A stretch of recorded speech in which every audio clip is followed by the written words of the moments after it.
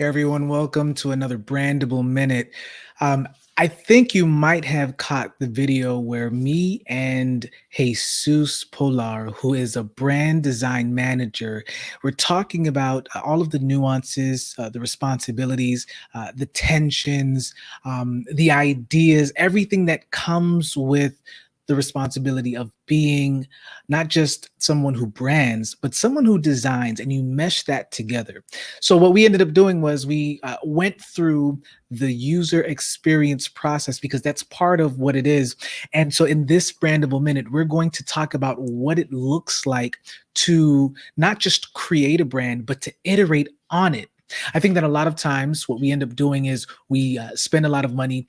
We have a budget for brand development, for marketing, and we try to get it in one shot. Here's the difference. Branding is not a campaign. It's not a marketing campaign. It's not an advertisement. It is a living, breathing, moldable, it's a malleable process, almost like an entity where you have to continue shaping it and forming it because as the market changes or as people's perceptions change and as your values change, because there is a difference, I'm not sure if we talked about it, but there is a difference between brand identity and brand image.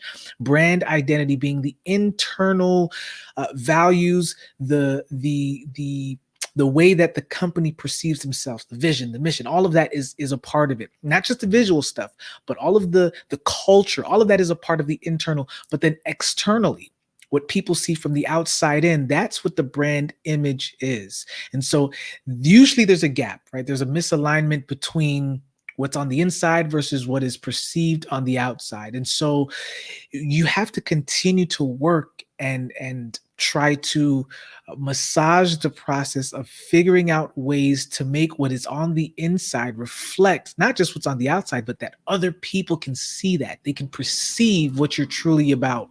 And so that's why this is such an iterative process. It's not about just the logo.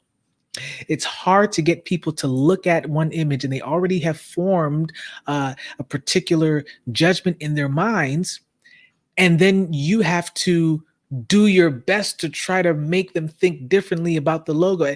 There's so many other moving parts to a brand, and we talked about that: a set of stories, expectations, relationships, and memories. So what we're going to do is I'm going to show you this iterative process just from a UX perspective, what that looks like here. And the first step is to empathize. You want to learn about your customers, and then you want to then define the problem. You want to define the issue. What are you trying to solve? You're constructing a point of view based on the customer's needs and insight. Your brand needs to solve a problem. That's how you develop the stories. Remember, we talked about developing scenes in each story. That is done by you having a protagonist. In this case, it's your customer. And what is the challenge that prevents them from getting what they desire? That's what the definition of the problem is going to be. And then you have to ideate. You're brainstorming many possible solutions in order to figure out how do you get your hero, the protagonist of your story, who is your customer, your client, how do you get them to the prize, to the end, to the conclusion of what they're trying to achieve, what they're trying to gain. So you come up with all of these ideas, and then you pick the best ones, right? Not every idea is going to be uh, feasible. Not every idea is going to be realistic, but that's the beauty of the ideation process. You go as crazy, you go as divergent as possible, and then you begin to converge. And so you have a prototype where you're building a representation of your actual solutions. You are not creating the final product just yet. This is what I want you to see in branding. I think too often times we ideate, we come up with an idea, we come up with the logo, we come up with the slogan, we come up with the tagline, we come up with the colors, everything, and then we go straight from ideate to not even test. We go from ideate straight to publish. Like, this is it. This is the final thing. We choose it, and and we may even go to the test phase and then choose the top one out of the three. And we're missing some pieces here when it comes to this idea of using the design process also for brand development. So you go and you prototype, you take that and then you put the prototype test. It's together. You don't create a prototype because that's what the prototype is. You create the prototype to test it. And so let me back up. So I say we edit, we ideate, and then sorry, we don't go to testing, we go straight to prototype mode, but the prototype becomes the final product. No, you got to take what you would think is the final product. Don't put too much stock in and resources into trying to finalize it, but then you take that and you have to put your prototype in front of users for feedback. You have to get feedback for your brand. Have to. So this is actually what happened personally. Because you remember when I read last week my statement, I said, you have to also branding also can work for yourself. So personal branding is a thing. It can work for a company, it can work for individuals. So you remember in March 22nd, 2016, the statement that I wrote and I shared with you was, I want to become a UX designer because my natural creative process already incorporates most, if not all, of the UX UCD techniques. Maybe everyone's does. That's what I have in question marks. And now I want to be more intentional with my creativity, communication, ability to research, analyze, and connect.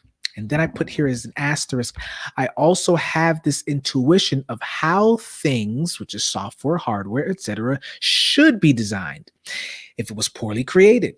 I want to make things easier, simpler, clearer, and more approachable for people to use. Exclamation mark, exclamation mark. I also believe UX can be used in shame recovery. Now, that was interesting. But do you know that I ideated on that? Because that was 2016. In October of 2017, I incorporated more. It actually expanded just a little bit more. And by the way, I want to give credit to this design process. It's actually from an article. If you guys can see it here, because from Lotta Brown. So I mean, this is something that is it's general, right? This is part of what the General Assembly's diagram looks like, but Lotta Brown actually created this in Lucid Chart, but these look all the same. But I just want to make sure that we give her the credit here. So take a look, guys. I not shifted, but I expanded this idea of wanting to make things simpler and easier and more exciting to use by beginning this way. And it's so much simpler. I put, I'm in the realignment business. So now it's not about what I want to be as a particular role in something. It's slightly different now. I'm now talking about something a little bit broader. What am I realigning? And I write down here, and let me come back here large. A few things. I'm realigning gift with purpose. This is for individuals and their meaningful living. Number two, I'm realigning ideas with action. This can be for people or it can be for businesses, solopreneurs, and this is to create strategic outcomes, kind of like with the sketch of strategies. Number three, realigning visual identity and messaging with business services. Now, this is quality branding. If you can mesh the two, you remember we talked about what people see versus who you are internally, quality branding. And then number four, realigning the brand with their social interaction to create effective or scalable influence. Four things. And you know how I was able to test that out? This is interesting, guys. For a lot of us, we aren't proactive taking states like these or the one from before and sharing it with people. Hey, what do you think? So for some of us, especially on a personal level, it's going to take some time, some market acceptance, some feedback over the next few years. It took me just 12 months to realize, hold on, wait a minute. I'm doing more than just UX design here.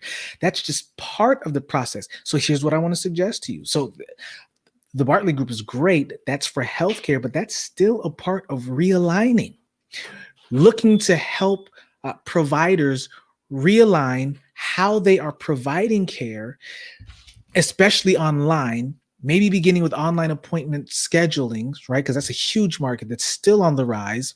So helping to realign the online services with their actual patients who are in a consumerization mindset now. It's got to look and feel as if you're, on a mobile experience that's like Amazon. So that's realignment.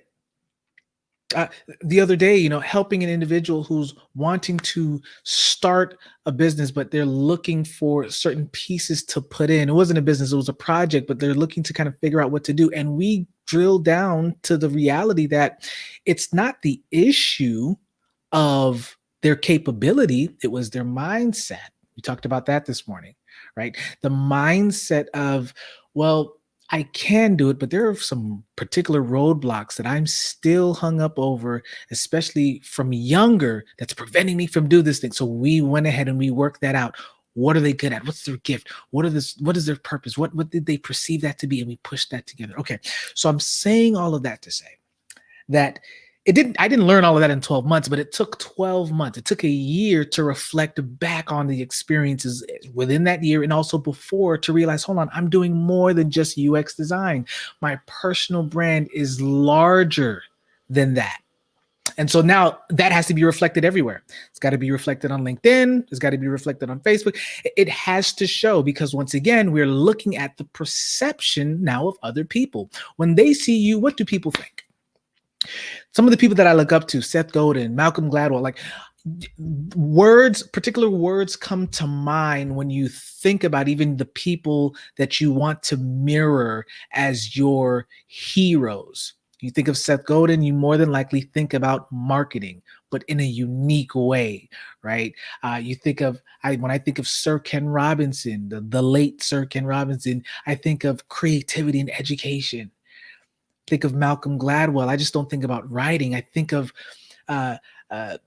it's this research and synthesis for new ideas, new ways of thinking. It's thought provoking.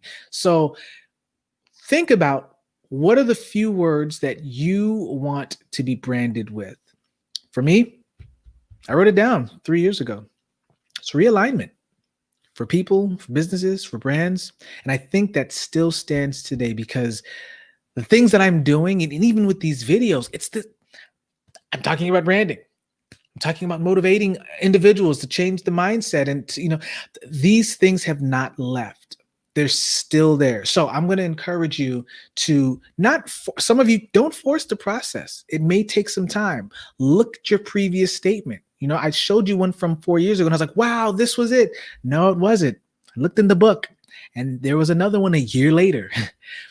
I revamped, I iterated on my own personal brand. Okay, so be encouraged. This does take time. I know that there are companies that are out there that, hey, listen, we have a budget. We've hired somebody. We've hired an agency. So they better come up with something. And they will.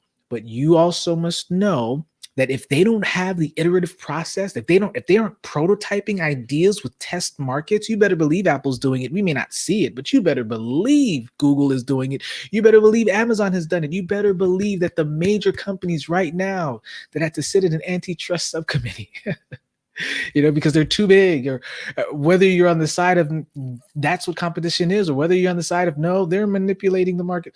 The point is this, or what I'm saying is that even the biggest companies that may feel as if they're just creating a problem for that never existed for people to feel, no, they did their homework. They've done their research. They've done the prototyping. There's a reason why there have been leaks of products just sitting around on a table or somewhere, and somebody, because of carelessness, they have it out there in the world. And they're testing, they're prototyping. The same thing happens with their brands, and the same thing happens with yours. So if you have an agency and they have not done that process, just know that you will. The process of going is when you actually have the product that's out there in the world. That's when your prototyping begins. And just know you will be spending some more money, some more capital into revamping that. Okay.